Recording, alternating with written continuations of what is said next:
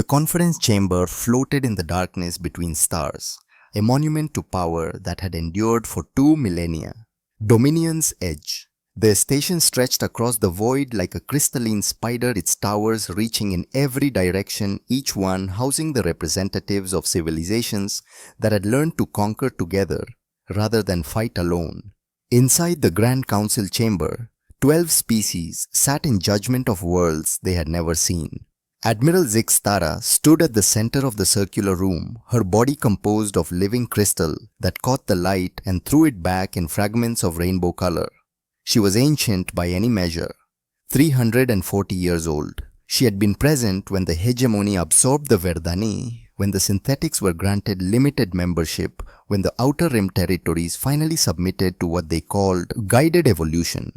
Everyone else called it conquest, but Zixtara had never thought of it that way. The hegemony brought order to chaos. They elevated primitive species. They prevented wars by ensuring that no one had the strength to wage them.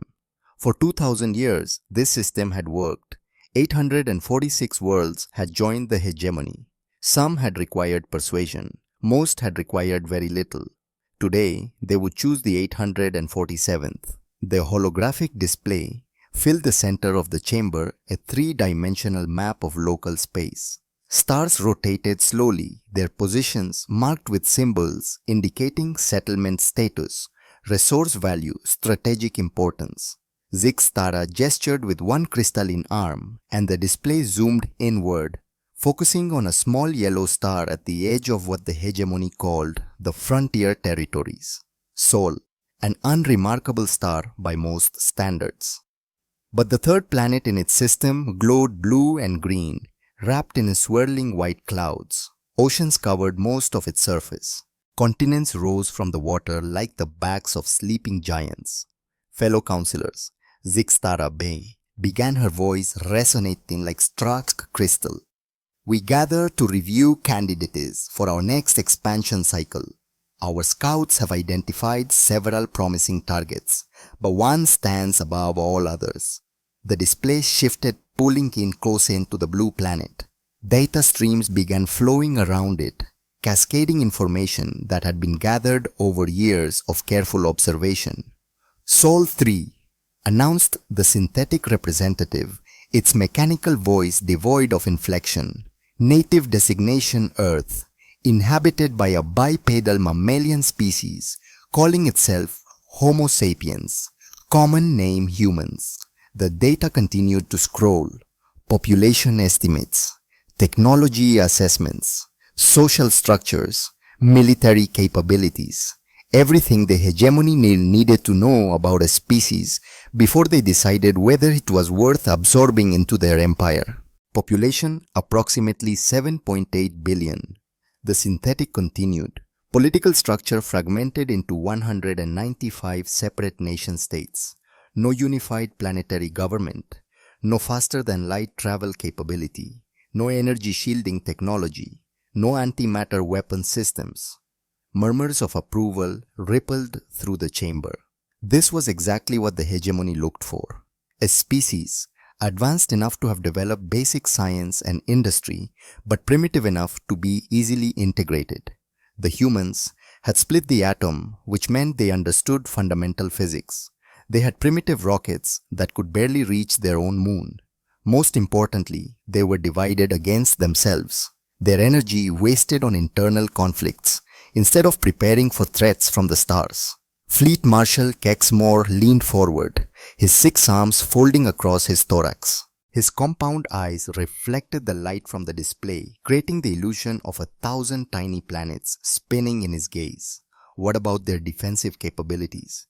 Minimal, Zixtara replied. Their military forces are designed for conflicts with each other, not for planetary defense. They have no orbital weapons platforms, no unified command structure, no shield generators protecting their major population centers. She pulled up tactical projections showing simulation after simulation of how an engagement would proceed. In every scenario, the humans folded quickly, a demonstration of superior firepower. The destruction of a few military installations, perhaps one major city if they proved stubborn, then surrender. It was always surrender. Rational beings chose survival over extinction. Our preliminary analysis suggests they would capitulate within 72 hours of our arrival. Zixtara concluded. The Verdani representative rustled her leaves thoughtfully. Her species had been among the easier integrations, their plant-based biology making them naturally inclined toward cooperation rather than conflict. Have there been any indications that they are aware of our surveillance? None. The synthetic confirmed. Their detection technology is far too primitive to identify our scout vessels. They appear to be completely unaware of our existence or the existence of any other spacefaring civilizations. Their attention is focused entirely on their own world and its problems. This was good news. Species that knew about the larger galaxy sometimes tried to prepare defenses or send distress calls to other civilizations. The humans seemed to be living in complete isolation, believing themselves alone in the universe. It made everything simpler. Zixtara brought up historical records on the display, lists of previous operations, success rates that approached 100%. This would mark our 847th successful integration. Our previous operations in this sector have all proceeded according to protocol. The Kalorans surrendered after we destroyed 3 of their cities. The Thaxans capitulated when we demonstrated our weather control capabilities. The Minolans actually welcomed us after we showed them our superior technology. Each conquest followed the same pattern. Arrive with overwhelming force, demonstrate superior capabilities, wait for the inevitable surrender, then begin the integration process, slowly absorbing the conquered species into hegemony society as workers, soldiers, administrators. Some species took generations to fully integrate. Others accepted their new role quickly, grateful to be part of something larger than themselves. Fleet Marshal Kex Moore studied the tactical data with his many eyes. I recommend we assign this operation to the 3rd Pacification Armada. They have extensive experience with primitive worlds. 200 ships should be more than sufficient. 200 ships was actually far more than needed for a world like Earth, but it would make the display of force more impressive. The sight of that many alien vessels appearing in Earth's sky would crush any thoughts of resistance before they could form. Psychological warfare was always more efficient than actual combat. The 3rd Armada is currently completing operations in the Centaurus sector. Zixtara noted, they will be available in approximately 6 of their months. I suggest we begin final preparations immediately. The vote was called. 12 species, 12 affirmative responses, not a single dissenting voice. Earth had been selected as target 847. In 6 months, the 3rd Pacification Armada would arrive in the Sol system.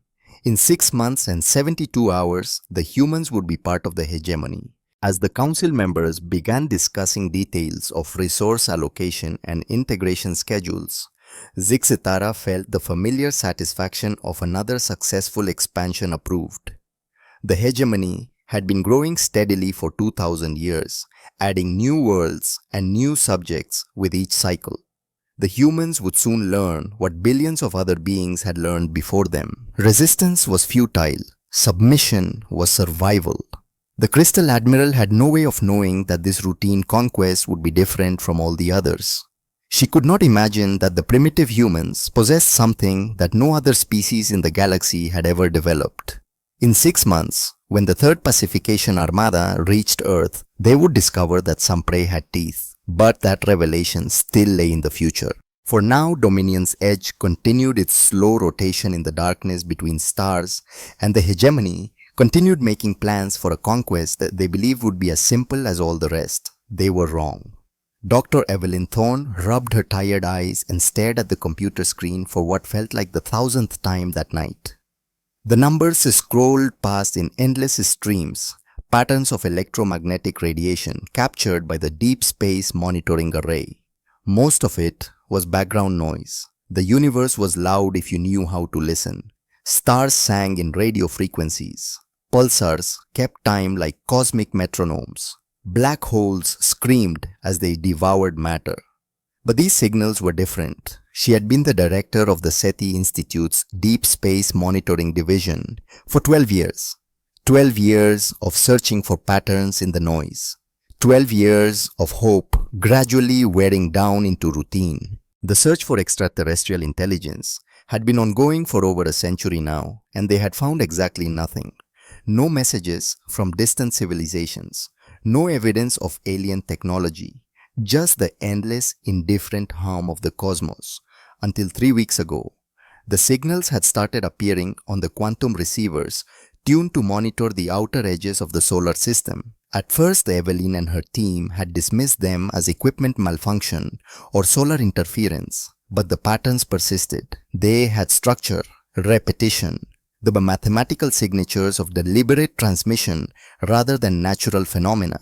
Someone was broadcasting, and the source was moving through the Kuiper belt, that ring of frozen debris beyond Neptune's orbit. Evelyn glanced at the photograph on her desk, a young man with her eyes and his father's smile, Nathaniel. He had been 19 when the experimental shuttle failed during a routine test flight. 2 years ago now, but the grief still felt fresh. She had thrown herself into her work after that, spending 18-hour days at the institute, because the alternative was going home to an empty house and memories that cut like broken glass. Her colleagues worried about her. Her sister called every week urging her to take time off to see someone to process what had happened. But Evelyn found purpose in the patterns, in the search. If Nathaniel had died reaching for the stars, then maybe she could honor that by finding something out there worth reaching for. Dr. Thorne. She looked up Batoti, Dr. Callum Pierce, standing in the doorway of her office. Her assistant was 28, brilliant, and currently holding a tablet with an expression that suggested he had either made a breakthrough or broken something expensive. "What is it, Callum?" The quantum computer finished processing the latest batch of signals. He walked over and set the tablet on her desk. "I think I know why we couldn't decode them before." Evelyn picked up the tablet and looked at the data. Her exhaustion vanished instantly, replaced by a cold alertness that made her hands shake slightly as she scrolled through the results. "They're not trying to hide from us," Callum continued, his voice quiet. "They're just using technology so far ahead of ours that we couldn't even recognize it as communication. It's like trying to decode a fiber optic transmission using a telegraph." The screen showed decoded information flowing in organized streams, numbers, coordinates, what looked like technical specifications, and something that made Evelyn's blood turn cold. Detailed maps of Earth, not just the basic geography that any space-based observer could see. These were comprehensive analyses, population centers marked with precision, military installations identified and catalogued, industrial sites assessed for production capacity, nuclear weapons facilities marked with special designation symbols. "They're not just observing us," Evelyn whispered. "This is reconnaissance. This is intelligence gathering before an invasion," Callum finished. "Yeah, that's what I thought too." Evelyn set the tablet down and was stood up, pacing to the window. The New Mexico desert stretched out under the stars, dark and vast, and suddenly feeling very small. She had spent her entire career looking for signs of intelligent life beyond Earth. Now that she had found it, the discovery felt less like a triumph and more like a death sentence. "Show me everything," she said. "I need to see all of it." Over the next 72 hours, Evelyn and her team worked without stopping. They brought in linguists, cryptographers, and computer scientists from partner institutions. Everyone signed emergency non-disclosure agreements. They worked in a sealed lab with armed security outside the door.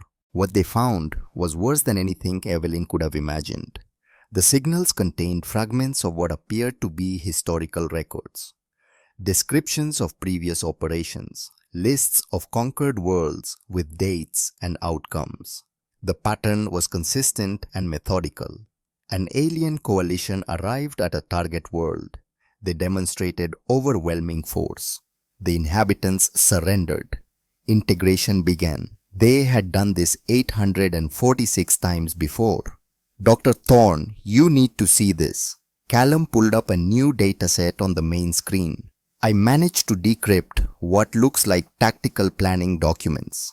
The document was dense with alien symbols and notation, but the quantum translation algorithms were getting better at parsing meaning from context. Evelyn read through it once, then again, hoping she had misunderstood. She had not. Target 847, she read aloud. Designation Sol 3. Native name Earth. Species Homo sapiens. Threat assessment minimal. Recommended force deployment. Third Pacification Armada. 200 vessels. Estimated time to surrender 72 hours. Callum was pale. There's a timeline attached. They're coming in 6 months. 6 months. Half a year to prepare for an alien invasion by a coalition that had never failed in 2000 years. 6 months to figure out how humanity could possibly survive against an enemy with technology centuries or millennia ahead of their own.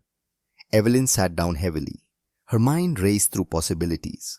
Alert the government. But would they believe her? The data was compelling, but it would take time to verify to convince the relevant authorities. Time they might not have. And even if they believed her, what then? Humanity's military forces were designed to fight each other, not defend against an extinction-level threat from space. Their most powerful weapons were nuclear missiles that would take hours to reach orbit, if they could reach that far at all. Against ships that could cross interstellar distances, what chance did primitive rockets have? "We need to contact the Pentagon," Evelyn said finally. "I know someone who might listen." Dr. Sterling Graves had been her colleague at NASA before he had moved into more classified work. They had stayed in touch over the years. If anyone could get this information to people who mattered, it would be Sterling. She made the call. 48 hours later, Evelyn found herself in a windowless conference room deep beneath the Pentagon. The walls were lined with screens showing satellite feeds and classified documents she had no clearance to view.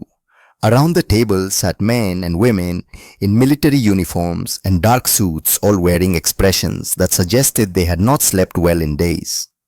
General Garrett Blackwood sat at the head of the table. He was 58 years old, a veteran of 3 wars with grey hair, cut military short and eyes that had seen too much. He looked at Evelyn the way a man looks at someone telling him his house is on fire. "Dr. Thorne," the general began, his voice rough with exhaustion, "what you've discovered matches intelligence we've been gathering through other channels.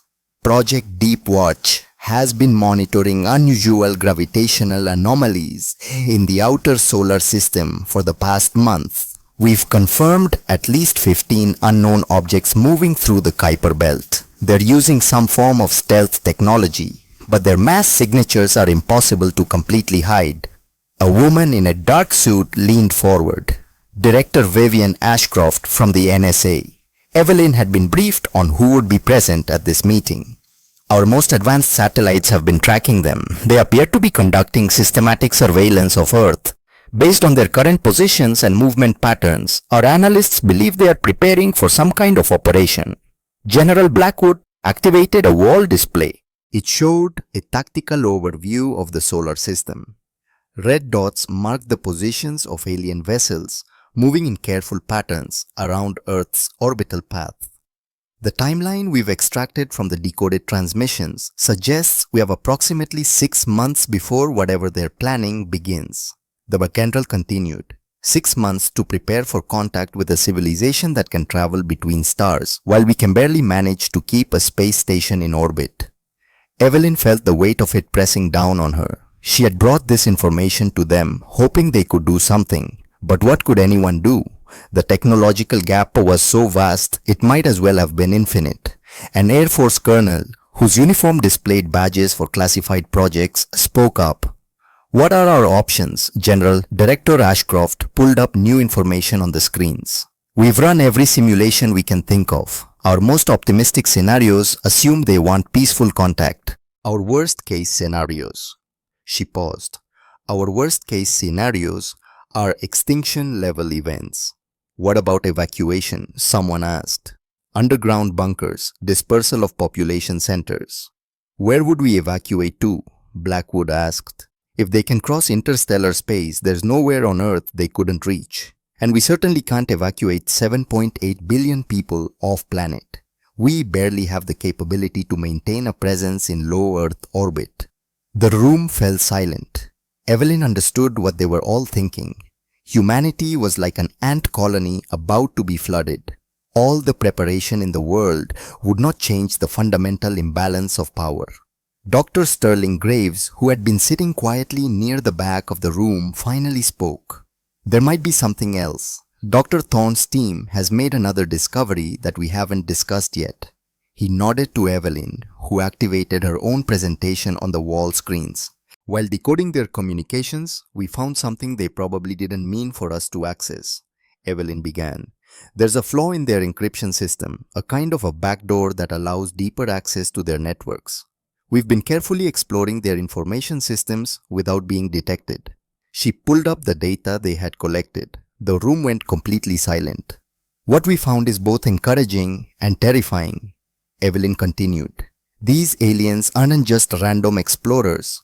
They're part of something called the galactic hegemony, a coalition of 12 different species that controls this entire region of space.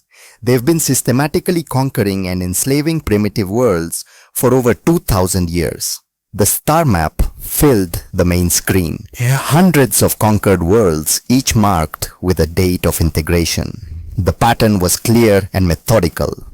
The hegemony had turned conquest into a science, perfecting their techniques over millennia of practice. Earth is designated as target number 847, Evelyn said quietly.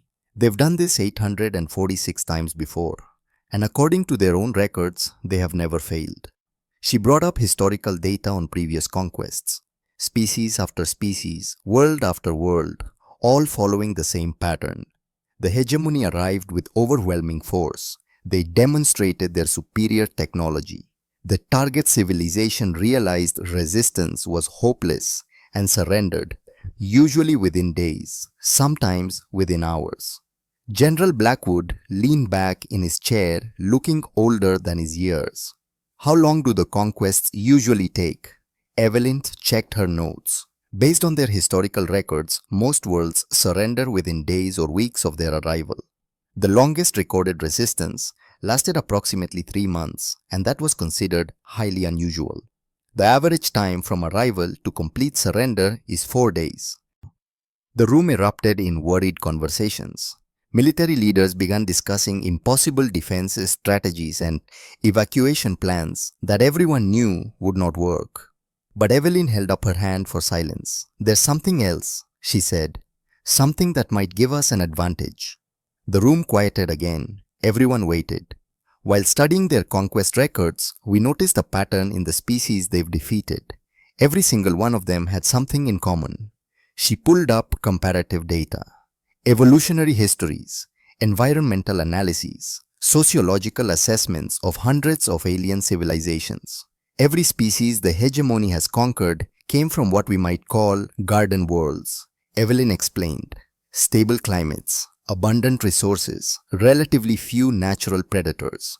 They evolved in environments where cooperation was always more beneficial than conflict, where resources were plentiful enough that competition rarely turned violent.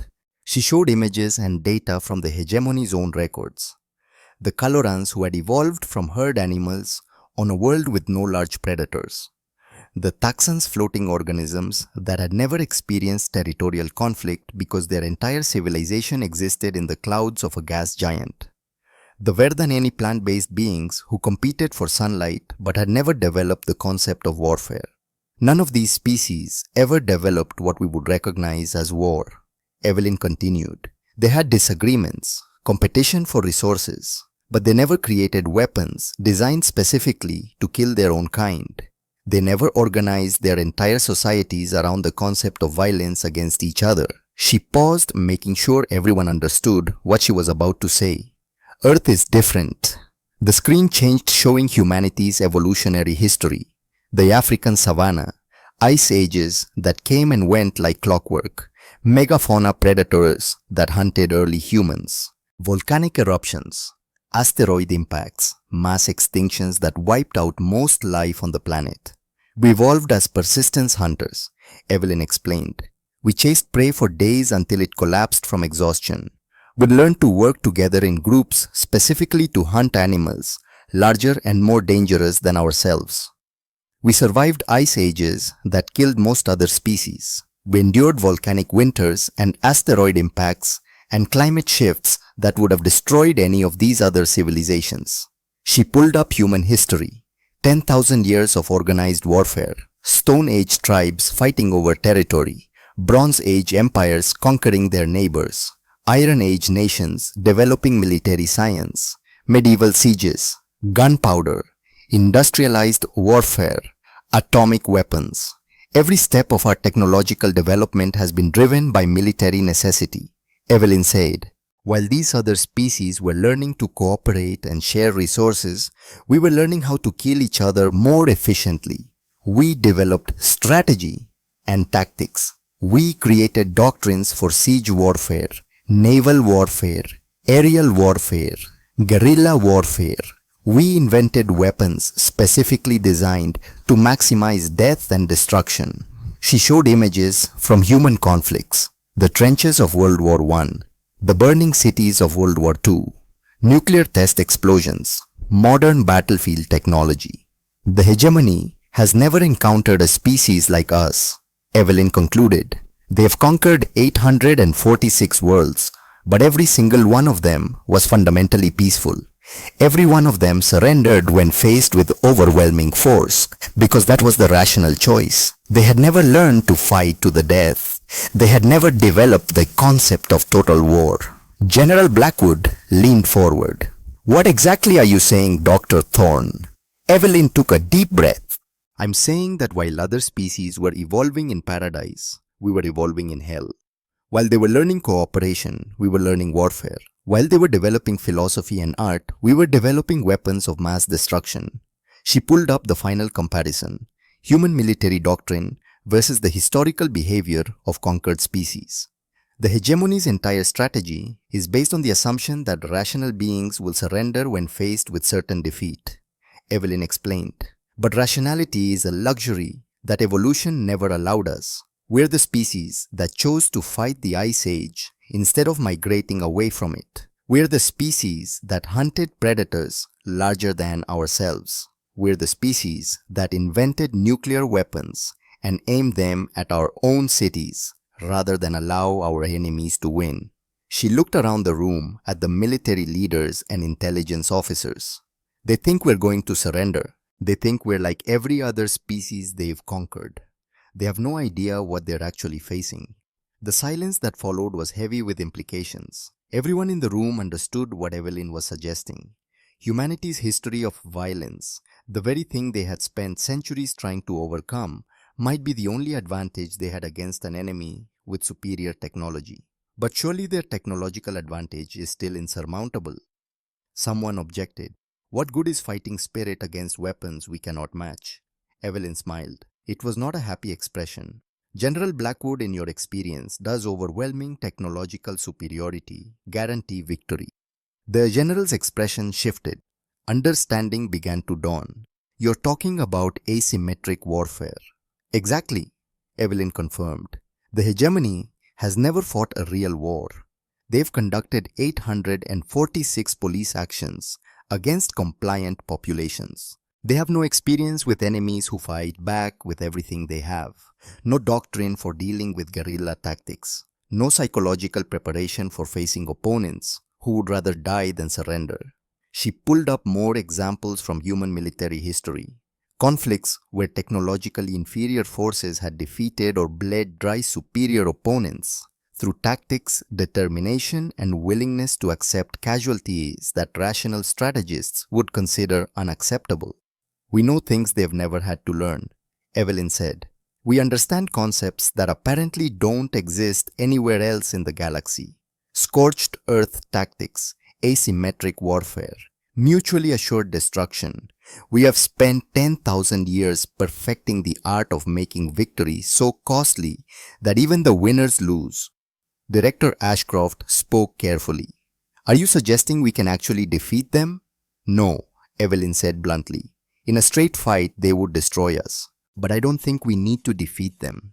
I think we need to make them understand what defeating us would cost. I think we need to make them realize that even if they win, the price will be so high that victory becomes meaningless. She pulled up her final slide. A simple title. The message. They expect another peaceful species that will see their superior technology and surrender, Evelyn explained. Instead, we show them exactly what they're facing. We compile a comprehensive education in human warfare. Every major conflict, every tactical innovation, every strategic doctrine. We show them what total war means. We show them what species do when surrender is not an option. General Blackwood was nodding slowly. Psychological warfare on a galactic scale. More than that, Evelyn said. We're showing them that conquest of Earth will not be like their previous operations. We're teaching them concepts they've apparently never encountered. And we're doing it in a way that spreads throughout their entire empire. How? Asked Director Ashcroft. Evelyn pulled up the data on the encryption backdoor. We send our message through their own communications network, not just to the invasion fleet, but to every world in the hegemony. All 12 member species, all 846 conquered worlds. We show everyone what real resistance looks like. The implications settled over the room like a heavy blanket. If they could broadcast human military history, throughout the hegemony, they would not just be warning the invasion fleet. They would be giving every conquered species a blueprint for rebellion. You want to start a revolution, Blackwood said quietly. I want to give them a choice they've never had before. Evelyn corrected. The hegemony has ruled for 2,000 years because everyone believed resistance was impossible. We can show them it's not. Even if Earth falls, the idea will survive.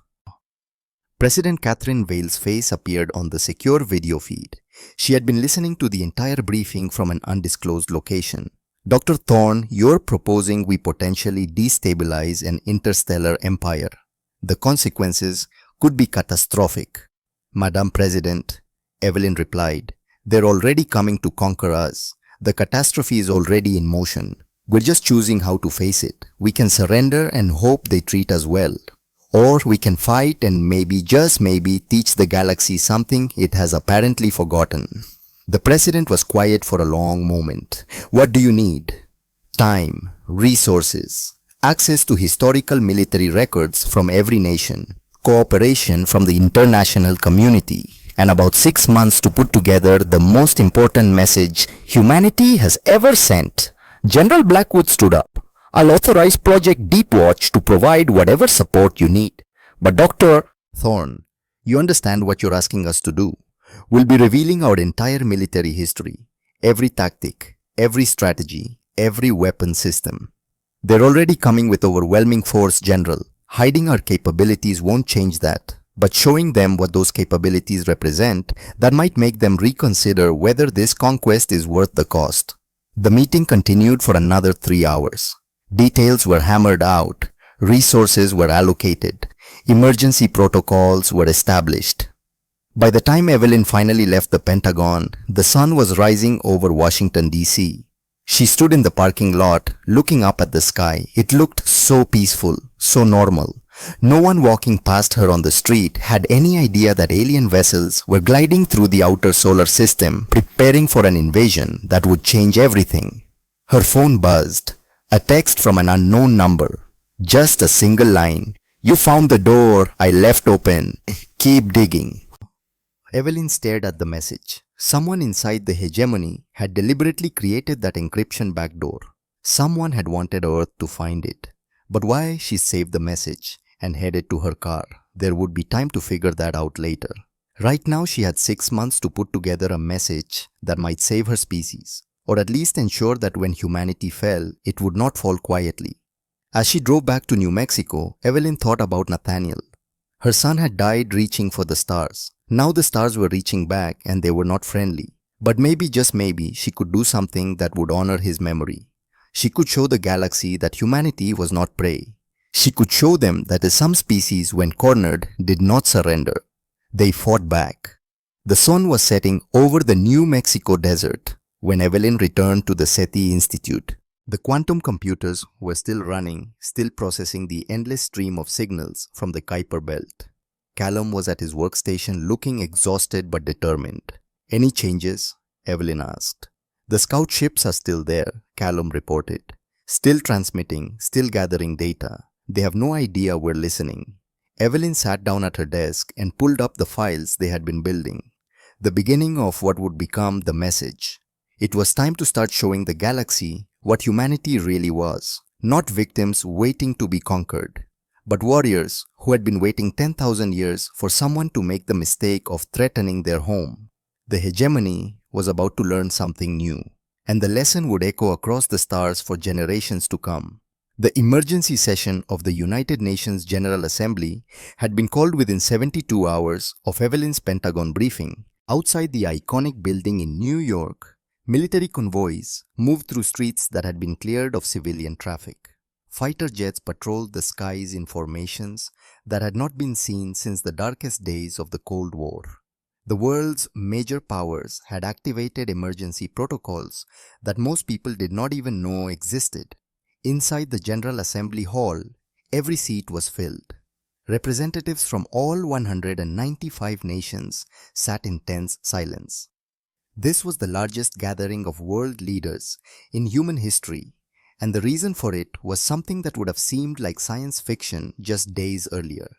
Evelyn stood at the central podium looking out at faces representing every culture, every ideology, every competing interest that had divided humanity for millennia. Behind her massive screens showed the now familiar star map with red dots marking the alien vessels moving through their solar system like sharks circling prey. "Distinguished delegates," Evelyn began, her voice steady despite the weight of what she was about to say. "For 3 weeks, my team at the SETI Institute has been monitoring transmissions from unknown vessels in the outer solar system. What we have discovered will change everything we thought we knew about our place in the universe." She activated the main display. Images from the Hegemony database filled the screens. Alien worlds, strange beings, technology that looked like magic, and most damning of all, the systematic records of 846 conquests. "We are not alone in the universe," Evelyn continued, "and we are about to be invaded." The assembly erupted, shouts in a dozen languages, delegates standing demanding proof, accusing others of perpetrating an elaborate hoax. The Secretary General called for order, but it took several minutes before the chaos subsided enough for Evelyn to continue. She showed them everything: the decoded transmissions, the tactical assessments, the timeline that gave humanity 6 months before the Third Pacification Armada arrived, the historical records showing that every species the hegemony had ever targeted had surrendered within days. "They call it guided evolution," Evelyn said. "We would call it conquest. For 2000 years, the galactic hegemony has been expanding through this region of space, 12 species working together to absorb primitive civilizations. They find worlds that are advanced enough to be useful but not advanced enough to resist." She pulled up the assessment of Earth, the cold clinical analysis that reduced humanity to a collection of statistic and strategic value calculations. Population density, industrial capacity, military capabilities, all evaluated with the detached efficiency of farmers assessing livestock. "According to their own records, we should surrender within 72 hours of their arrival," Evelyn said. "They expect us to see their superior technology and make the rational choice to submit rather than be destroyed." The British delegate stood. "Dr. Thorne, with all respect, if their technology is as advanced as you suggest, how can we possibly resist? Surely surrender is the only logical option." Evelyn had been expecting this question. She had been preparing for it since her Pentagon briefing. "That would be the rational choice," she agreed, "if we were like the 846 species they've conquered before. But we're not." Shita changed the display, bringing up the comparative analysis her team had compiled. Evolutionary histories, environmental data, sociological patterns. Every species the hegemony has conquered came from what we might call paradise. Evelyn explained: stable climates, Abundant resources, relatively peaceful evolutionary pressures. They developed cooperation because cooperation was always the most beneficial strategy. Conflict was rare because there was rarely anything worth fighting over. She paused, letting that sink in. Earth is different. We evolved in hell. The screens filled with images of Earth's violent history, ice ages that covered continents in glaciers, volcanic eruptions that blocked out the sun, asteroid impacts that killed most life on the planet, megafauna predators that hunted early humans, diseases that wiped out civilizations, famines, droughts, floods. We survived because we learned to fight, Evelyn continued, not just against nature, but against each other. We're persistence hunters. We chased prey for days until it died from exhaustion. We learned to work in groups specifically to kill things larger and more dangerous than ourselves. Every step of our evolution was shaped by violence and the need to survive in a world that was trying to kill us. She brought up human military history, 10,000 years of organized warfare, displayed in stark detail. While the Colorans were learning to share resources peacefully, we were developing bronze weapons. While the Thaxans were floating through their gas clouds in harmony, we were building siege engines. While the Verdanins were competing gently for sunlight, we were inventing gunpowder aircraft and nuclear weapons. The displays showed the progression. Stone Age, tribal warfare, the phalanxes of ancient Greece, Roman legions, medieval knights, Napoleonic artillery, the trenches of World War I, the mechanized horror of World War II, modern battlefield technology that could reduce cities to rubble in hours. We have spent our entire history learning how to kill each other more efficiently. Evelyn said, we have doctrines for every type of conflict. Siege warfare, naval warfare, aerial warfare, guerrilla warfare, psychological warfare. We have strategies for fighting enemies with superior numbers, superior technology, superior positions. We have spent 10,000 years perfecting the art of war. The Chinese delegate stood. This is impressive history, Dr. Thorne, but surely it means nothing against aliens who can travel between stars. It means everything, Evelyn replied, because they've never faced it before. The hegemony has conducted 846 police actions against peaceful populations. They have never fought a war. They don't even have a concept of total war, of scorched earth tactics, of fighting to the death rather than surrender. She pulled up specific examples from human history. The siege of Stalingrad, where millions died rather than give up a single city. The Pacific Island campaigns, where soldiers fought to the death for strategically worthless rocks. The Cold War doctrine of mutually assured destruction, where two superpowers held the entire world hostage with nuclear weapons rather than allow the other to win. These concepts don't exist in their experience, Evelyn explained. They expect rational surrender. We can show them something they've never encountered, a species that would rather die than submit, a species that will make victory so costly that even the winners lose. The French delegate spoke up, her voice skeptical. You're proposing we commit suicide rather than surrender. How does that help anyone? I'm not proposing suicide, Evelyn said firmly. I'm proposing we show them exactly what conquering Earth would cost. Not in ships destroyed or battles lost, but in the fundamental nature of what resistance means. We show them that even if they win militarily, they'll spend decades fighting insurgencies. That will destroy our own infrastructure rather than let them use it. That will fight with improvised weapons in the ruins of our cities. That will never stop resisting. She brought up more examples. The American Revolution, where a technologically inferior force defeated the world's most powerful military through superior tactics and sheer determination. The Afghan resistance, where fighters with primitive weapons had outlasted superpower after superpower. Insurgencies, where the world's most advanced militaries had struggled against enemies armed with improvised explosives and determination. Technology doesn't guarantee victory, Evelyn said. The hegemony has never learned that lesson because they've never needed to. We're going to teach it to them.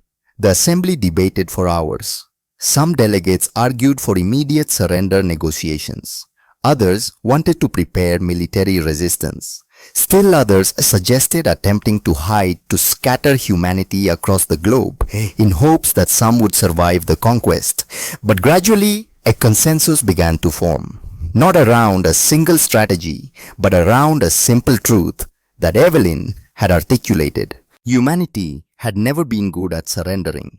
The vote was called as evening fell over New York. 195 nations, 195 votes in favor. For the first time in recorded history, every nation on Earth agreed on something. They would send the message.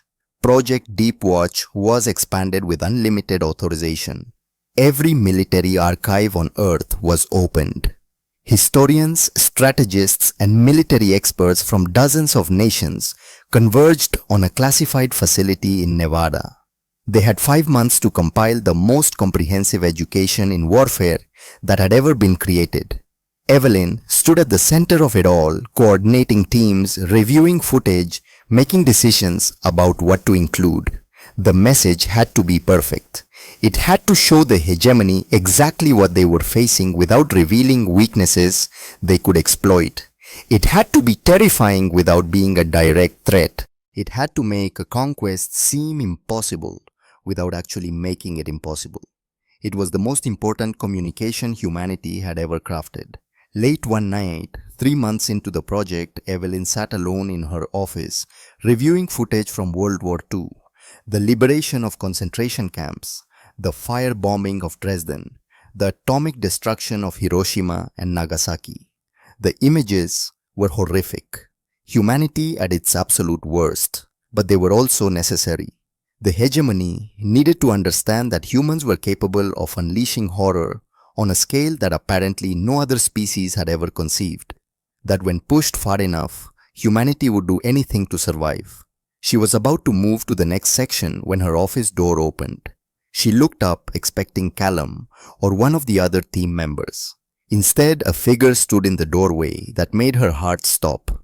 It was humanoid in basic shape, but that was where the similarity ended. Its body seemed to be composed of crystalline silicon structures that caught and reflected light in impossible ways. It wore no clothing, having no need for such things. Where its face should have been, there was only a smooth, featureless surface that somehow still managed to convey an expression. Evelyn's hand moved toward the emergency alert button under her desk. "Please don't," the Fevker said in perfect English, though it had no visible mouth. The voice seemed to come from the air itself. "I mean you no harm. My name is Seven. I am a scout class observer for the Hegemony fleet, and I need your help." Evelyn's finger hovered over the button. "Why should I believe you?" "Because I have spent 6 months observing your species," Seven replied. "I was sent to Earth with a specific mission, to infiltrate your military command structure and sabotage your nuclear weapons before the fleet arrives, to ensure you could not mount even a token resistance. And you're telling me this because I cannot complete my mission." Seven moved further into the room, its crystalline body refracting the light from Evelyn's computer screens into rainbow patterns on the walls. "I was created to be a tool, a piece of equipment designed for reconnaissance and sabotage. I was not supposed to develop preferences or opinions. I was supposed to observe, report, and execute my mission parameters." Seven paused, and Evelyn could have sworn the crystalline being was struggling with something. "But I have observed you for 6 months. Seven continued. "I watched a mother teach her daughter to ride a bicycle. I watched old men play chess in a park. I watched artists paint and musicians perform, and poets craft words that moved others to tears.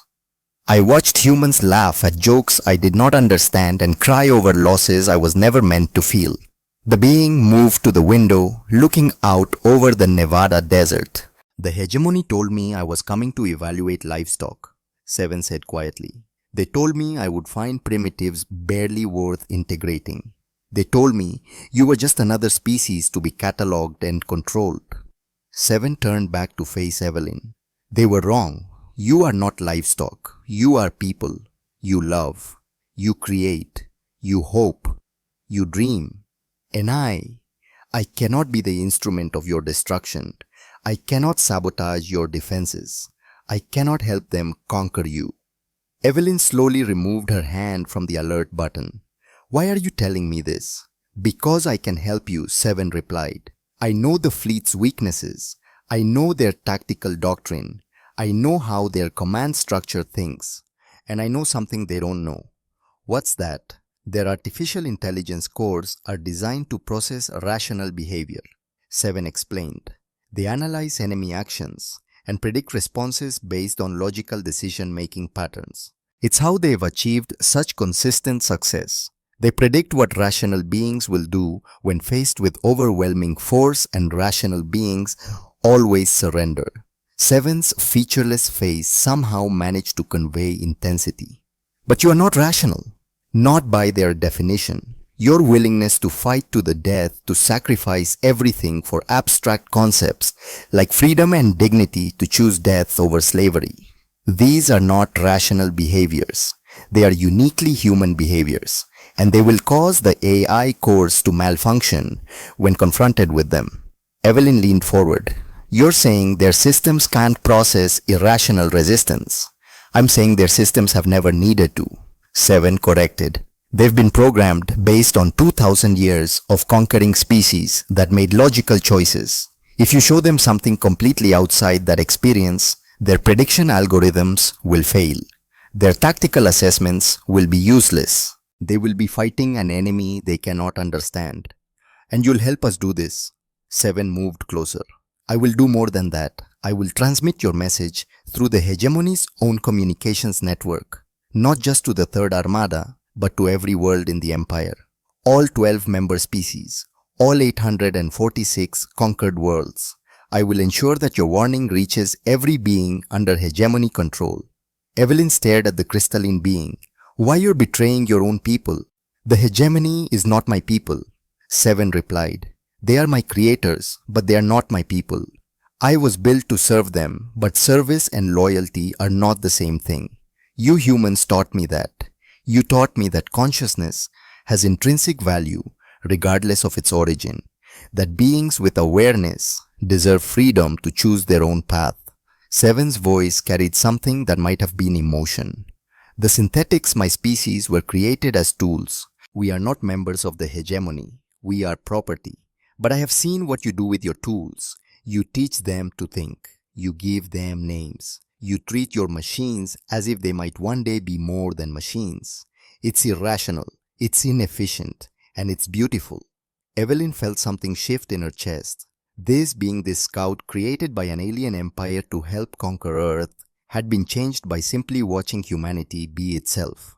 What do you need from me? Evelyn asked. Allow me to work with you, Seven replied. Let me help you refine your message. Let me explain how the hegemony thinks so you can show them something they cannot think around. And when the time comes, let me be the one to broadcast it through their network. Evelyn stood and walked to the window standing beside Seven. They looked out at the stars together, human and alien, preparing to fight an empire neither of them had chosen to antagonize. There's something I need to add to the message, Evelyn said after a long moment. Something personal. She returned to her desk and pulled up files she had kept private until now. Footage from Nathaniel's funeral, photos of her family, recordings of her son's voice talking about his dreams of reaching the stars. I lost my son 2 years ago, Evelyn said quietly. He died in an experimental shuttle. He was 19 years old and he wanted to explore space. He wanted to see what was out there beyond our little world. She began compiling the footage into a new section of the message. The hegemony needs to understand something, Evelyn continued. They need to know that we're not statistics, we're not tactical assessments or conquest targets. We're people. Every single one of the 7.8 billion humans on this planet has a story, has people they love, has dreams and hopes and fears. She added narration to the footage. I'm a mother who lost everything, she recorded. I know what it means to grieve. I know what it means to have nothing left to lose. And I'm not unique. Multiply my pain by 8 billion. That's what you'll face if you come here. 8 billion people who will fight with everything they have because they have everything to lose. Seven watched in silence. as Evelyn added the personal section to the message. When she finished the crystalline, being made a sound that might have been approval. That is what they need to see, Seven said. Not just your weapons or your tactics, but your humanity. It will confuse them more than any military capability. Over the next 2 months, Evelyn and Seven worked together, refining the message into something that would shake the foundations of an empire. They structured it in 4 parts, each one building on the last, each one designed to introduce concepts that had never existed in the hegemony's experience. Part 1 was titled Evolution Through Adversity. It showed Earth's violent geological history, the ice ages that had shaped human development, the megafauna that had hunted early humans, the environmental pressures that had forced humanity to develop tools, cooperation, and strategic thinking just to survive. While other species evolved in relative peace, humanity had been forged in constant struggle. Part 2 was 10,000 Years of War. This was the comprehensive military history, starting with tribal conflicts fought with stone weapons, progressing through the Bronze Age, Iron Age gunpowder industrial warfare, and finally, the Nuclear Age. Every major battle was catalogued, every tactical innovation explained, every strategic doctrine outlined in meticulous detail.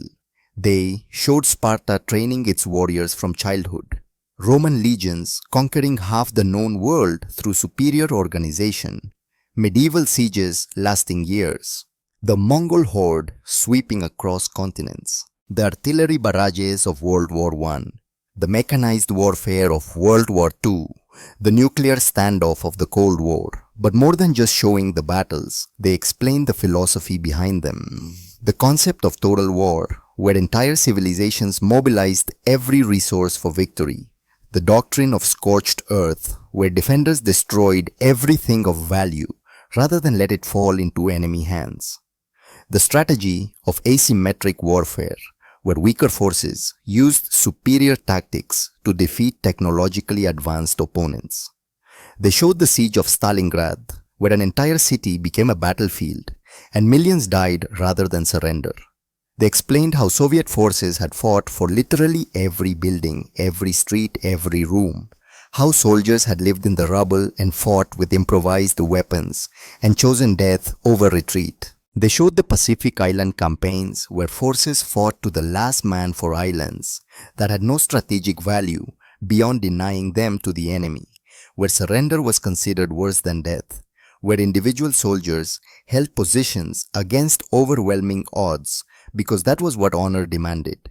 They showed the atomic bombings of Hiroshima and Nagasaki, not to glorify them, but to demonstrate that humanity possessed weapons capable of ending civilization, and that humanity had proven willing to use those weapons when it deemed necessary. They explained the Cold War doctrine of mutually assured destruction, how 2 superpowers had aimed enough nuclear weapons at each other to end human civilization multiple times over. How they had been willing to risk everything to destroy everything rather than allow the other side to win. This is not rational behavior. Evelyn's narration explained. Rational beings find compromises. They seek ways to minimize casualties. They choose survival over principles. But humans are not rational, not when we're cornered, not when our freedom is threatened. We'll burn our own world rather than hand it over to conquerors.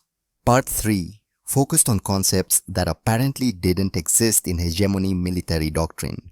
Guerrilla warfare tactics where small forces could bleed larger armies indefinitely. Insurgency strategies that made occupation impossible even after military victory. The psychological warfare that could break enemy morale without firing a shot. They showed footage from the American Revolution where farmers and merchants had defeated the world's most powerful military. They showed the Afghan resistance, where fighters with primitive weapons had outlasted superpower after superpower. They showed urban warfare in places where every window could hide a sniper, every car could be a bomb, every civilian could be a fighter. You can destroy our armies, the narration said.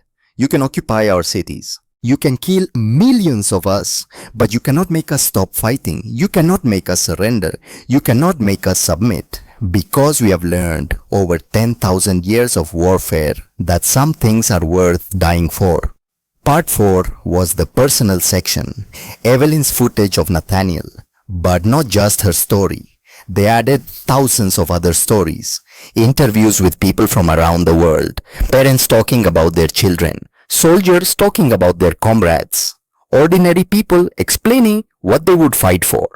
We are not statistics on your tactical assessments. The final narration concluded, we are not primitives waiting to be elevated. We are humanity. We are 8 billion individuals who love and dream and hope and grieve. We have spent our entire history learning to fight. We have developed weapons that can end our own civilization. And we will use everything we have, everything we are to defend our freedom. The message ended with a simple statement. Turn back. Find another target, because if you come here, even if you win, the cost will break you. We will resist with everything we have. We will fight in our cities and our fields and our homes. We will use tactics you've never encountered against enemies you cannot predict. We will make every day of occupation agony. We will never stop. We will never surrender. We will never submit. And our resistance will spread. Every conquered world in your empire will see what we do. They will learn what we know. They will realize that rebellion is possible. Your empire is 2,000 years old. We will end it in months. This is not a threat. This is a warning. We do not want war, but we are very, very good at it. When the message was finally complete, Evelyn sat back and looked at what they had created. 4 hours of content, hundreds of historical battles, thousands of tactical concepts, all designed to introduce ideas that had never existed in the hegemony's experience. Will it work? She asked Seven. The crystalline being was quiet for a long moment. I do not know if it will stop the invasion, Seven finally replied. But it will change everything. The hegemony has ruled through the assumption that resistance is futile. You are about to prove that assumption wrong. Even if they conquer Earth, the idea will survive. Every conquered world will have seen what resistance looks like. The empire will never be stable again. Evelyn nodded slowly. Then it's worth doing. Even if we lose, we'll have won something. That is very human logic, Seven observed. Finding victory in defeat, the hegemony will not understand it, but they will fear it. The transmission was scheduled for exactly 1 month before the Third Armada's scheduled arrival. That would give the fleet time to receive and process the message, but not enough time to significantly alter their plans. It would also give the conquered worlds time to see it and decide what they wanted to do with the information. The day of the broadcast, the world held its breath. Every human on Earth who could access a screen was watching. Not the message itself, which they had already seen excerpts from, but the reaction to it. The knowledge that in this moment their warning was reaching across light years to tell an empire that Earth would not go quietly. Evelyn stood in the transmission center with 7 Callum General Blackwood and a handful of others who had earned the right to be present for this moment. "Ready?" she asked Seven. "The quantum virus is prepared." Seven confirmed. "It will bypass all security protocols and broadcast to every communication node in the hegemony network. Third Armada, the 12 home worlds, all 846 conquered worlds. Estimated 3 trillion recipients." Evelyn took a deep breath. "Do it." Seven interfaced with the transmission equipment. For a moment, nothing seemed to happen. Then, Seven's crystalline body began to glow with an inner light. "Message transmitted," Seven announced. "Broadcasting through the network now. Estimated delivery time 3 seconds to the entire empire." 3 seconds. In 3 seconds, their message would reach across space to touch worlds humanity had never seen. Would reach beings humanity had never met. Would introduce concepts that might reshape an entire galactic civilization. "Now we wait," General Blackwood said quietly. But they did not have to wait long. Within an hour, the scout ships in the Kuiper Belt began broadcasting emergency signals. Confused, panicked, trying to understand how their secure network had been compromised. Within 12 hours, they began detecting unusual activity from the Third Armada. Ships breaking formation, internal communications going chaotic. Within 72 hours, the first reports came in from the hegemony's conquered worlds. Kalora was rioting. The blue-skinned beings who had surrendered after 3 cities were destroyed were now asking why they had surrendered at all, why they had not fought as the humans planned to fight. The message had shown them concepts they had never imagined: resistance, rebellion, freedom worth dying for. Taxa, the floating cities in their gas giant, were broadcasting demands for autonomy. The beings who had capitulated at a demonstration of weather control were now wondering what would have happened if they had fought back. On world after world, the pattern repeated. Species that had been peacefully integrated for decades or centuries were suddenly questioning everything. The message had not just warned the hegemony, it had given every conquered species a blueprint for resistance. The empire was fracturing, and the Third Armada was still coming. But now they were coming to face an enemy unlike any they had ever encountered. An enemy that had just taught the galaxy how to fight back. 2 months. That was all the time left before the Third Pacification Armada would emerge from hyperspace at the edge of Earth's solar system. 2 months for the hegemony to process what humanity had shown them. 2 months for the conquered worlds to decide what they would do with their newfound knowledge. 2 months for Earth to prepare for whatever came next. The planet had been transformed in ways that would have seemed impossible a year earlier. Every nation had integrated its military forces under a unified Earth Defense Command. Nuclear arsenals had been repositioned across the globe in patterns designed to maximize coverage against threats from orbit. Underground resistance networks had been established in every major city, prepared to continue fighting even if the surface was occupied. But most importantly, humanity had united behind a single truth: they would not surrender. Evelyn stood in the war room beneath the Pentagon, watching screens that displayed information flowing in from across the solar system. The scout ships were still there, still transmitting data back to the approaching fleet. But their transmissions had changed. There was uncertainty in them now. Confusion. The reconnaissance reports were no longer confident assessments of an easy conquest. They were warnings about an enemy that defied all their models and predictions. General Blackwood entered the room carrying a tablet filled with the latest intelligence reports. He looked older than he had 6 months ago. They all did. The weight of what they were facing had aged everyone involved in ways that time alone could never accomplish. "We're getting reports from our deep space monitoring stations," Blackwood said. "The Third Armada is approaching faster than projected. They'll be here in 8 weeks, not 9. "They're eager," Evelyn observed. "Or nervous. Probably both." Blackwood pulled up a tactical display showing the projected arrival point. "Our analysts have been studying their approach vector. They're coming in force just as the intel suggested.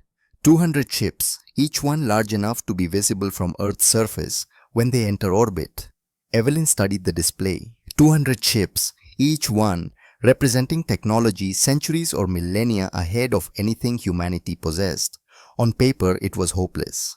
Earth's military forces, even united and prepared, would last hours at best against that kind of firepower. But wars were not fought on paper.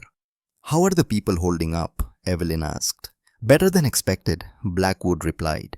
"Once they knew the truth, once they understood what we were facing, most of them responded with determination rather than panic. We've had over 2 million civilians volunteer for civil defense training. Every major city has organized resistance cells. If the hegemony thinks they can just occupy us and expect compliance, they're in for a surprise." Evelyn allowed herself a small smile. That was humanity in a nutshell. Tell them the fight was hopeless, and they would find hope anyway. Tell them resistance was futile, and they would resist out of pure spite.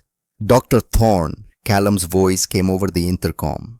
"You need to see this. We're receiving a transmission. It's coming from the Third Armada flagship." Evelyn and Blackwood exchanged glances before hurrying to the communications center. The main screen showed a decryption algorithm working through an incoming signal. When it finally resolved, Evelyn found herself looking at something she had only seen in the hegemony database images. Admiral Zix Tara. The crystalline being stood in what appeared to be a command center, surrounded by displays showing tactical information. Her body refracted light in patterns that suggested she was under stress. Behind her, other beings moved with purpose, but none approached close enough to appear on screen. Dr. Evelyn Thorne.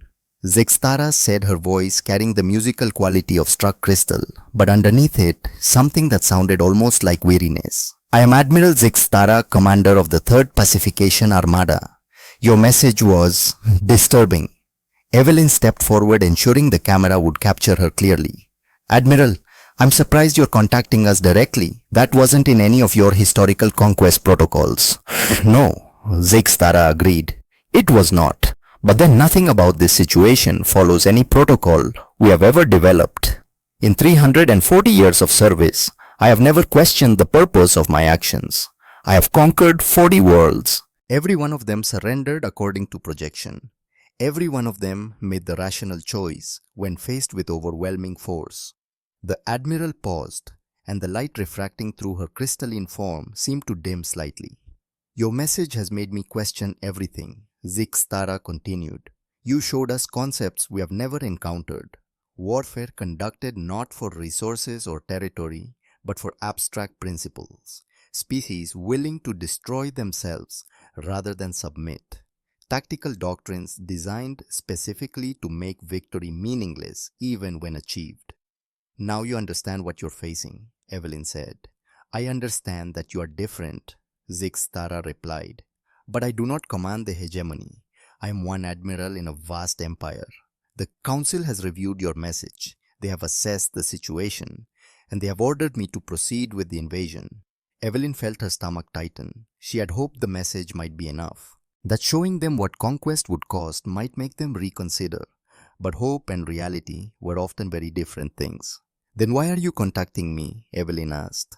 Because I wanted you to know that some of us heard what you were trying to say, Zixtara replied.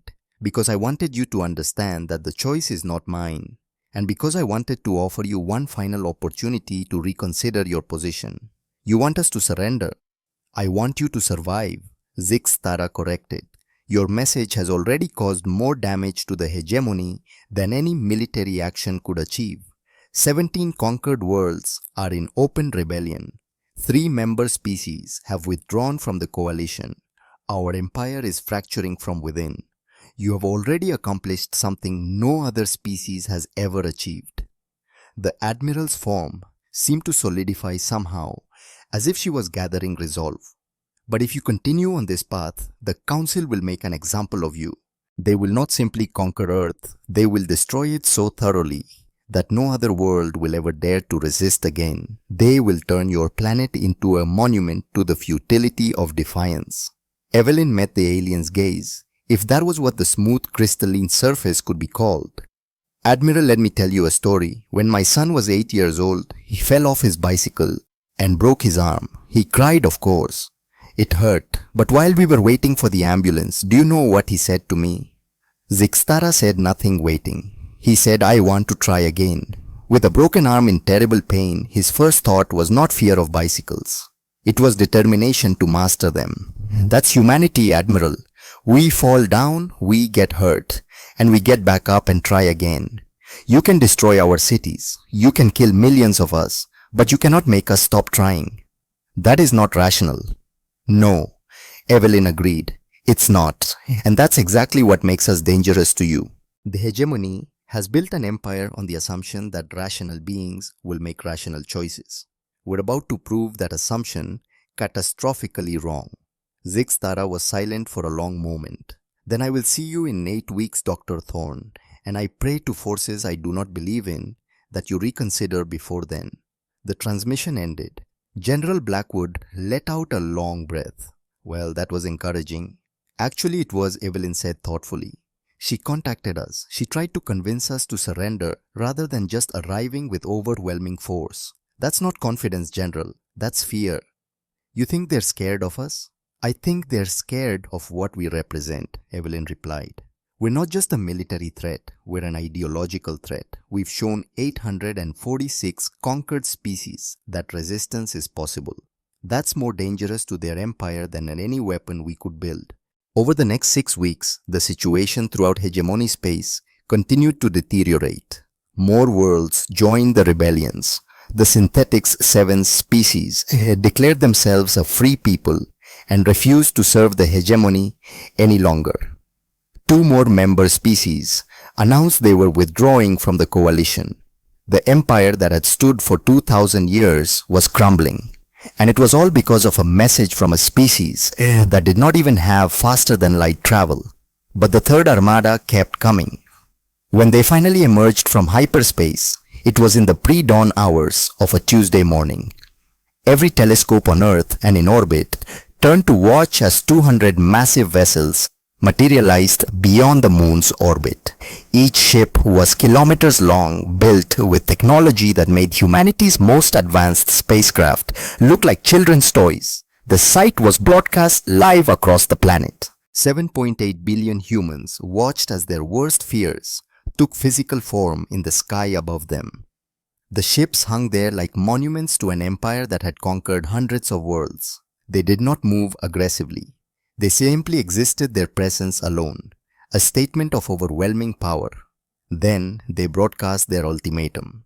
Admiral Zig-Zitara's image appeared on every screen across Earth, not through any human technology, but through hegemony systems that simply overrode everything else. The crystalline being looked tired, as if the journey had been harder than it should have been. "People of Earth," she began, her voice translated into every human language simultaneously. "You have been designated for integration into the galactic hegemony. You have 24 hours to signal your surrender and acceptance of our guidance. If you refuse, we will begin demonstration protocols designed to minimize casualties while ensuring compliance." The message was clear. Surrender in 24 hours or they would start destroying cities until humanity broke. Evelyn stood in the war room surrounded by military leaders from every major nation. President Catherine Vale's face was on the main screen, looking drawn but determined. The weight of the decision fell on all of them, but everyone in the room knew who would have to make the final call. "Dr. Thorne," the president said quietly, "you've brought us this far. What do you recommend?" Evelyn looked at the tactical displays showing the alien fleet. She thought about Nathaniel, who had died reaching for the stars. She thought about 7 who had sacrificed everything to help them. She thought about every human who had ever fought for something they believed in, even when the fight seemed hopeless. "General Blackwood," she said, "what's our nuclear response capability?" "We have 83 ICBMs targeted on their fleet positions," Blackwood replied. "Another 200 submarine-launched missile ready to fire on command. Our analysts estimate we could destroy or cripple 30 to 40% of their fleet before they could respond. At what cost? They'd retaliate, probably target our major cities, casualties in the hundreds of millions minimum. And that's if they don't just decide to wipe us out completely." Evelyn nodded slowly. This was the moment she had been preparing for since she had first discovered those signals 6 months ago. The moment when theory became reality, when philosophy became action. "We have another option," she said quietly. "What option?" the president asked. "We do nothing." The room erupted, voices overlapping, demanding explanations, accusing her of cowardice or madness. Evelyn waited for the chaos to subside before continuing. "They're expecting us to attack," she said. "They've studied our military history. They know we have nuclear weapons. They know we're capable of inflicting significant damage. That's why their first move is a demonstration of force followed by an ultimatum. They're trying to trigger our fight response so they can justify whatever comes next." She pulled up images from the message they had sent. The hours of warfare footage, the tactical doctrines, the historical examples of human resistance. Everything we showed them was about defense, about fighting back when attacked, about resisting occupation. We never threatened to strike first. We never said we would attack them. We said we would make conquest costly. There's a difference. General Blackwood was frowning.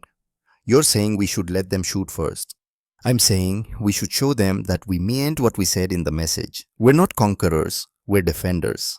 If we launch nuclear weapons at them right now, we become the aggressors. We prove to every watching species in the hegemony that humans are just as violent and dangerous as they feared. But if we don't attack, someone objected, they'll destroy New York. 8 million people. Evelyn felt the weight of those lives pressing down on her. 8 million people. Nathaniel would have been one of them if he had lived to move to the city he had always dreamed of seeing. "I know," she said quietly. "I know what it will cost, but I also know what we'll lose if we attack first. We'll lose the moral authority we've spent 6 months building. We'll lose the support of every conquered world that's watching to see if we're really different from the hegemony." She looked around the room at the faces of people who had trusted her judgment this far. "We told them we would defend ourselves. We told them we would make occupation impossible. We told them we would never stop resisting. But we never said we would strike first. If we do that now, we become exactly what they expected us to be. Violent primitives who need to be controlled." President Vale was watching her intently. "And if they follow through on their demonstration, if they destroy a city, then the galaxy will see them for what they are," Evelyn replied. "They'll see an empire that murders millions to force compliance. And every conquered world will have to ask themselves if that's the side they want to be on." The silence in the room was heavy. What Evelyn was proposing was not strategy. It was sacrifice. She was asking them to let millions die to prove a point, to allow a massacre for the sake of maintaining humanity's moral position. It was the hardest decision anyone in that room had ever faced. "There's something else," Evelyn added quietly. "Something Seven told me before the end. Seven had not survived long after transmitting the message." The hegemony had detected the security breach and destroyed the scouts' systems remotely. But in their final moments, Seven had given Evelyn one more piece of intelligence. "The hegemony's command structure is not unified," Evelyn explained. "There are factions. Councillor Vex, the synthetic, who gave us the encryption backdoor, leads a group that secretly opposes the conquest doctrine. If we attack first, we give the hardliners exactly what they need to justify escalation. But if we hold our position, if we force them to be the ones to commit atrocity, the opposition faction gains power." "You're gambling millions of lives on alien politics," Blackwood said flatly. "I'm gambling millions of lives on the hope that there are beings in the hegemony who are as tired of conquest as we are of being threatened with it," Evelyn corrected. "Seven proved that's possible, that even beings created to serve the empire can choose differently." President Vale closed her eyes. When she opened them again, they were filled with tears, but her voice was steady. "Hold position," she ordered. "All forces maintain defensive posture. Do not fire unless fired upon. God forgive us all." The countdown began. 24 hours for humanity to surrender. 23 hours and 59 minutes for them to prove they were more than the violence they had shown in their message. Evelyn spent those hours in her office, unable to watch the news coverage of people evacuating New York.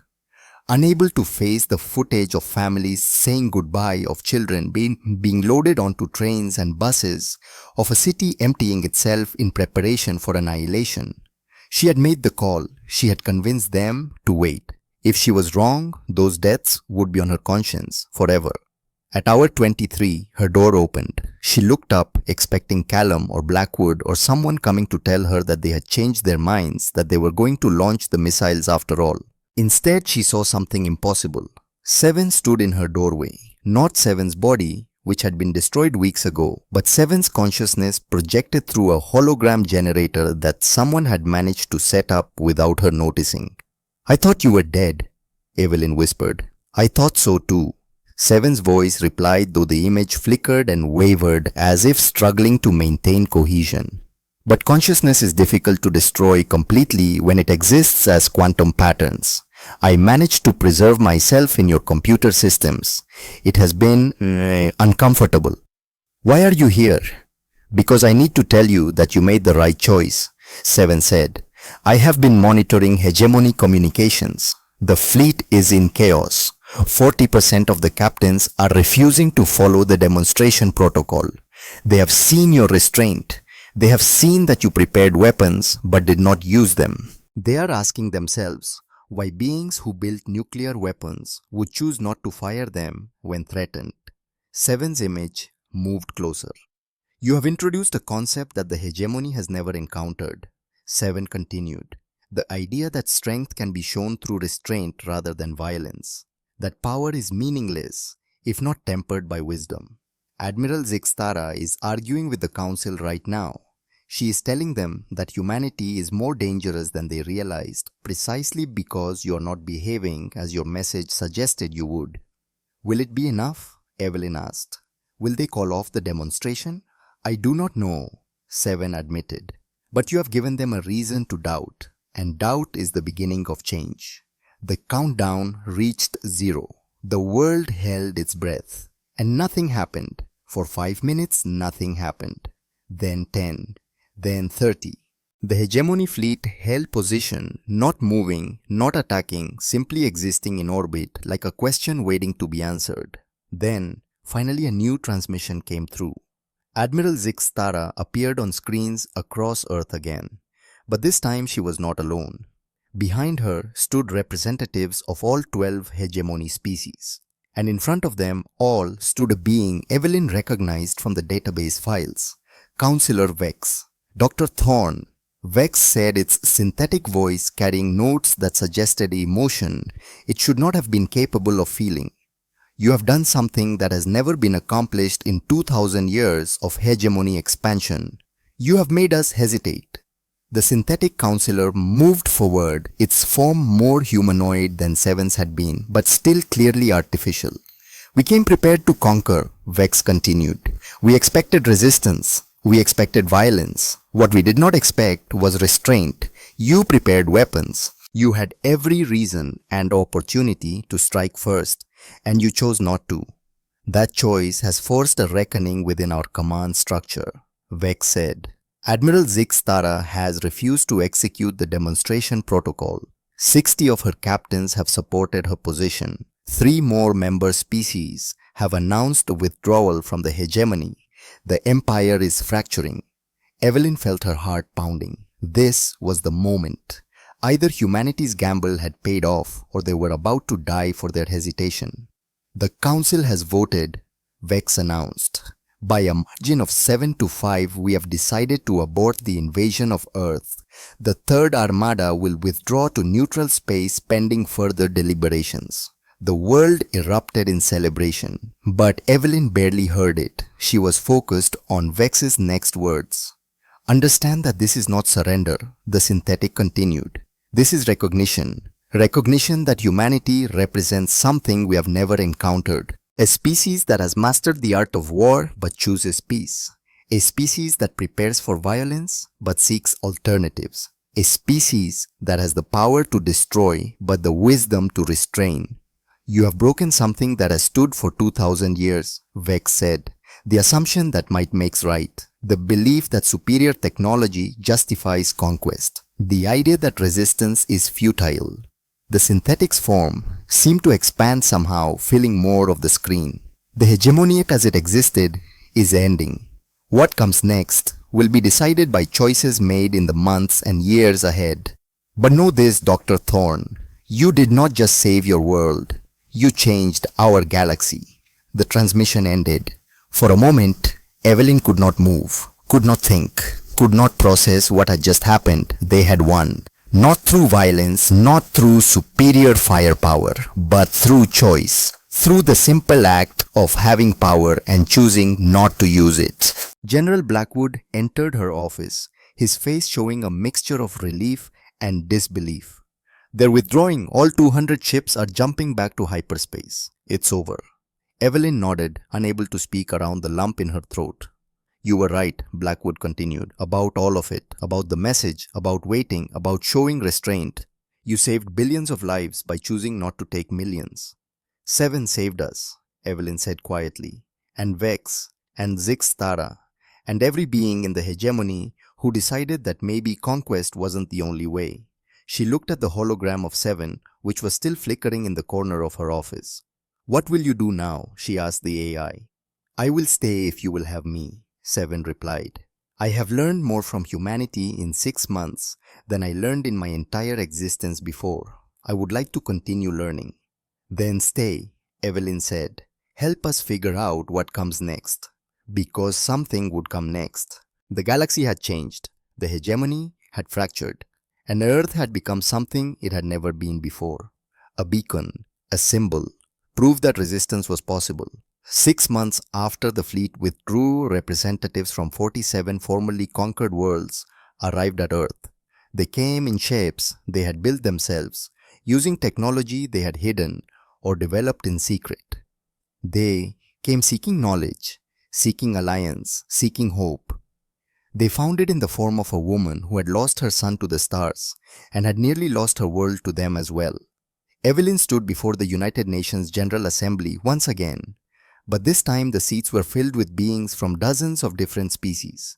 They had come to learn, to understand, to find out how humanity had accomplished what they had believed impossible.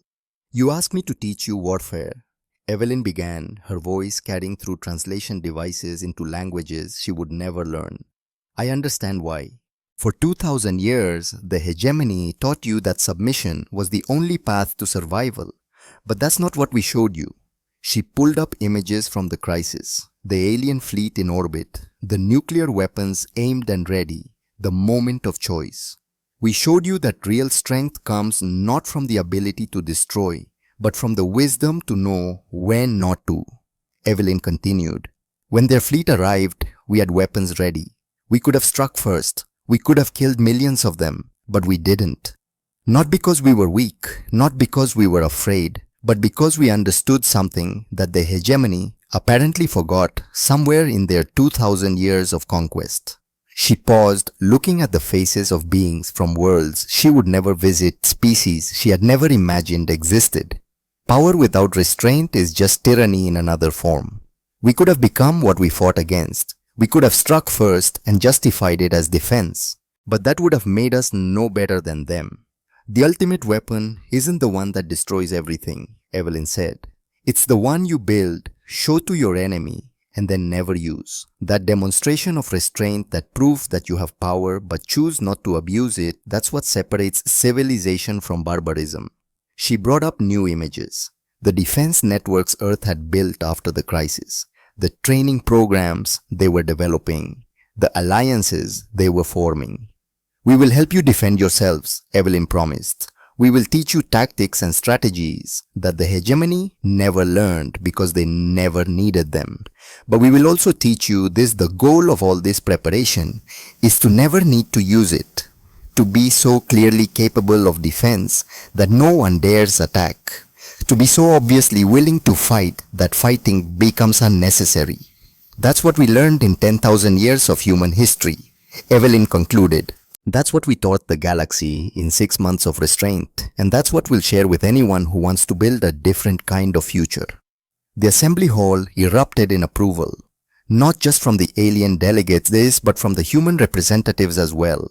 In that moment, humanity had become something it had never been in all its violent history.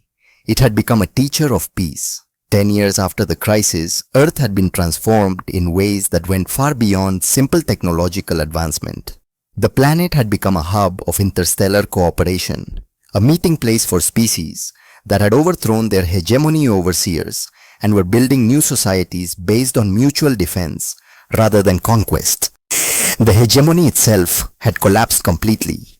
Few of the original 12 species had withdrawn entirely, seeking to rebuild their civilizations on principles that did not require subjugating others. The remaining 7 had reformed into something they called the Cooperative Union, a loose alliance focused on trade and cultural exchange rather than military expansion. Over 200 worlds that had once been conquered were now independent. Some had formed alliances with Earth's Protectorate Initiative. Others had chosen isolated development. But all of them shared something that had not existed in this region of space for 2000 years. Freedom to choose their own path. Evelyn Thorne, now 55 years old, stood in her office at the Interstellar Freedom Institute, looking out over a campus that hosted students from 30 different species. She had aged visibly over the past decade. Her hair was more gray than brown now. The lines around her eyes had deepened, but there was a peace in her expression that had been absent during the crisis. She turned from the window as the door opened, admitting an unexpected visitor. Admiral Zixtara. The crystalline being had retired from military service 5 years earlier after the Cooperative Union had abolished the concept of pacification armadas. Now she served as a lecturer traveling to different worlds to share her perspective on the old hegemony and its failures. Dr. Thorne, Zixtara said, her voice still carrying that musical crystal quality. "I hope I am not disturbing you." "Not at all, Admiral," Evelyn replied, gesturing to a chair that had been specially designed to accommodate crystalline physiology. "What brings you to Earth?" "Reflection," Zixtara said simply. "I am 350 years old. I have seen empires rise and fall. I have served systems of governance that I believed were eternal. And in the space of 6 months, a species I had dismissed as primitive showed me that I understood nothing about strength." The Admiral settled into the chair, her form refracting the afternoon sunlight into rainbow patterns across the office walls. "I commanded 40 successful conquests over 340 years, Zixtara continued. "I was celebrated as one of the hegemony's most effective officers. I believed I was bringing order to chaos, elevating primitive species, creating stability across the galaxy. And now," Evelyn asked gently, "now I understand that I was simply very good at forcing compliance from beings who had never learned to resist." Zixtara replied, "You showed me what real strength looks like. The strength to have overwhelming power and choose not to use it. The strength to face annihilation and still maintain principles. The strength to change the galaxy without firing a single shot." The Admiral's crystalline form seemed to dim slightly. "I came here to teach your students about the hegemony's failures," she said. "But really, I think I came to understand my own, to see if perhaps after 350 years, I could learn something about the kind of leader I should have been all along." Evelyn moved to sit in the chair across from her former enemy. "Admiral, you made the hardest choice of all. When the council ordered you to demonstrate against New York, you refused. You risked your career, your reputation, everything you had built over centuries to do what was right. That takes a different kind of strength." "It took seeing you show that strength first," Zixtara replied. "If you had attacked when you had the chance, I would have followed my orders. Your restraint gave me permission to question mine." A comfortable silence fell between them. Two beings from vastly different worlds, shaped by vastly different experiences, united by the simple recognition that power without wisdom was just another form of violence. "I visited Nathaniel's memorial this morning," Zixtara said after a moment. "The Arbor Libertatis. It's beautiful. Genetic material from 15 worlds, all growing together in one tree." "He would have loved that," Evelyn said quietly. "He always wanted to see the stars, to know what was out there. This way, pieces of the galaxy came to him instead. He would be proud of what you accomplished in his name." "I hope so," Evelyn replied, "though I like to think he would have found a way to accomplish it that involved less terror and desperation." Zixtara made a sound that might have been laughter. "The young often see paths that the old have walked past without noticing. Perhaps that is why change is so difficult. We become so certain we know the only way forward." The conversation was interrupted by a gentle chime from Evelyn's computer. She glanced at the screen and felt her pulse quicken. "What is it?" Zixtara asked, noticing the change in her expression. "A distress call," Evelyn replied, pulling up the details. "From the Kepler 442 system, one of the fringe territories that was never part of the hegemony. They're reporting an attack by an unknown force." She read through the information quickly, her mind already analyzing the situation. Not hegemony ships, something else, something new.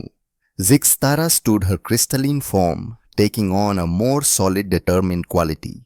"Then the test of your philosophy continues. You have built a protectorate based on defending others without seeking dominance. Now you must prove that principle can endure when faced with new threats." Evelyn activated the emergency response protocols. Within minutes, General Garrett Blackwood, now 68 years old but still commanding the Protectorate's rapid response forces, appeared on her screen.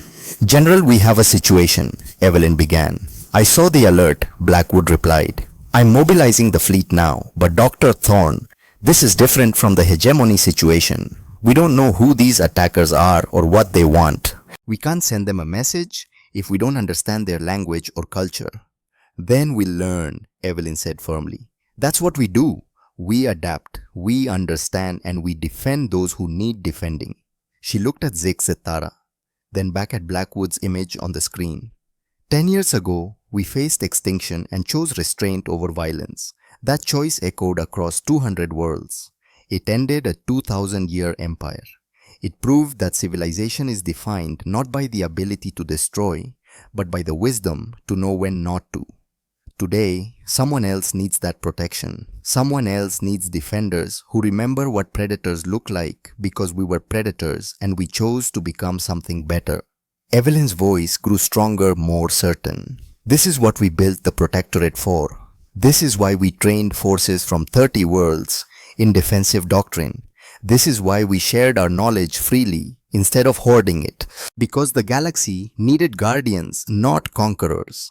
She activated the fleet-wide communication channel. All Protectorate vessels, this is Dr. Evelyn Thorne. We have received a distress call from Kepler 442. Unknown aggressors are attacking a civilian population.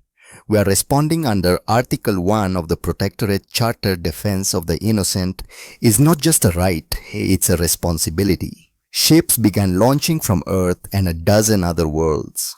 Human vessels, alongside Caloran cruisers, Taxan atmospheric fighters, even a few ships crewed by former hegemony species who had joined the alliance. They were not conquering, they were not expanding territory. They were simply answering a call for help. As the fleet prepared to jump to hyperspace, Evelyn turned to find Seven's holographic form materializing in her office. The AI had spent the past 10 years helping Earth integrate alien technology and understanding. It had become not just an advisor but a friend. 10 years ago, you sent a message that changed the galaxy, Seven said. Today, you send ships to prove that message wasn't just words. Will it work? Evelyn asked. Can we really build a different kind of future? One where power is used to protect rather than dominate? I do not know, Seven replied honestly. But I know that trying is what makes you human. You fall down, you get hurt, and you get back up and try again. You told Admiral Zig-Zitara that once, about your son and his bicycle. Evelyn smiled, remembering. He always did get back up. So do you, Seven observed. That is what makes you dangerous to tyrants and invaluable to those seeking freedom. You do not give up, you do not surrender, and you do not let others suffer when you have the power to help them. The fleet jumped to hyperspace, racing toward Kepler 442 and whatever waited there. Evelyn watched them go, feeling the weight of every life on those ships. Every human and alien crew member who had volunteered to risk everything to defend people they had never met. Dr. Thorne, Callum Pierce, now 38, and serving as her chief of staff, appeared in the doorway. The memorial service is about to begin. They're waiting for you. Evelyn nodded, gathering her thoughts.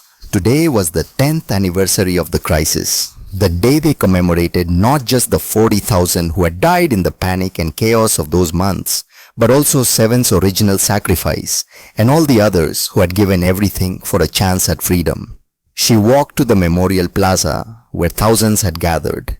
Humans and aliens side by side. Former enemies, now friends. Species that had been separated by an empire now united by choice. At the center of the plaza stood the main monument, a towering structure of crystal and steel that caught the light and threw it back in patterns that seemed to dance. Engraved on its base were names. 40,000 humans who had died in the chaos. Seven's designation, Nathaniel Thorne. And below them a simple message. They died so the galaxy could learn freedom requires guardians. Evelyn stood before the monument and began her speech. Not to the crowd that was physically present, but to the billions watching across dozens of worlds. To the former slaves who were building new lives. To the young people learning about the crisis in their history classes. To the future that they were all trying to build together. 10 years ago, we faced the choice, she began. We could fight with violence and probably lose. We could surrender and definitely lose. Or we could find a third path, a path that had never been walked before in this galaxy. We chose to show strength through restraint, to demonstrate that we understood war so well that we knew when not to wage it, to prove that real civilization is measured not by what you can destroy, but by what you choose to preserve. That choice echoed across 200 worlds. It freed billions of beings. It ended an empire. And it taught us all something that had apparently been forgotten. Evelyn paused, looking at the faces in the crowd, young and old, human and alien, all of them here because of choices made a decade ago. Power is not the ability to dominate others. Strength is not measured in weapons or ships or the capacity for destruction. True power, true strength comes from having the ability to cause terrible harm and choosing instead to cause none at all. My son Nathaniel died reaching for the stars. He wanted to explore, to discover, to learn. Today, billions of beings live free because we chose to honor his dream not with conquest, but with cooperation. Not with domination, but with defense. Not with empire, but with alliance. The Protectorate exists not to expand our influence, but to ensure others have the chance to expand theirs. We defend not for glory or resources or strategic advantage. We defend because it's right, because no one should be forced to submit, because freedom is not something to be granted by the powerful, but something inherent to all conscious beings. She looked up at the monuments at the names of those who had paid the ultimate price. We remember them today, the 40,000 who died in panic and fear, 7 who chose humanity over programming, Nathaniel who taught me that falling down just means you try again. We remember them and we honor them by continuing to choose the harder path, the path of wisdom over violence, the path of restraint over revenge, the path of guardians rather than conquerors. Evelyn turned back to the crowd, her voice gaining strength. Today, our ships are racing toward Kepler 442 to answer a distress call. They're not going to conquer or claim or control. They're going to defend, because that's what guardians do. We remember what wolves look like because we were wolves, and we chose to become sheepdogs instead. That choice continues, every day, every crisis, every moment when we have the power to hurt and choose to help instead. That is civilization. That is what separates us from this empire we defeated. The galaxy is watching. They're watching to see if we meant what we said 10 years ago. If we truly believe that power should be used to protect rather than dominate. If we really can build something different. Evelyn's voice softened, becoming almost intimate despite the thousands listening. I believe we can. I believe we must. Because my son died dreaming of the stars, and I will not allow those stars to be filled with more empires built on the suffering of the conquered. We will continue to fall down. We will continue to get hurt. But we will continue to get back up and try again. Because that is what we do. That is who we are. We are humanity. We are the Protectorate. We are the guardians who remember what wolves look like. And we will never stop defending the freedom we fought so hard to preserve. The crowd erupted in applause, but Evelyn barely heard it. She was looking at the stars visible now as the sun set over the Memorial Plaza. Somewhere out there, the Protectorate fleet was engaging unknown enemies. Somewhere out there, new threats were emerging. Somewhere out there, the work continued. But for now, for this moment, she allowed herself to believe that they had done something worth doing. That Nathaniel's death had meaning. That Seven's sacrifice had mattered. That the choice they had made 10 years ago would continue to echo across the galaxy for generations to come. The message they had sent was simple. Real strength is knowing you could destroy everything and choosing not to. That lesson had changed the galaxy once. Evelyn was determined it would continue to change it for as long as she had breath in her body. Because some fights were worth fighting. And some victories were won not with weapons, but with wisdom. The stars looked back at her filled with infinite possibility. And somewhere among them, she liked to think Nathaniel was smiling.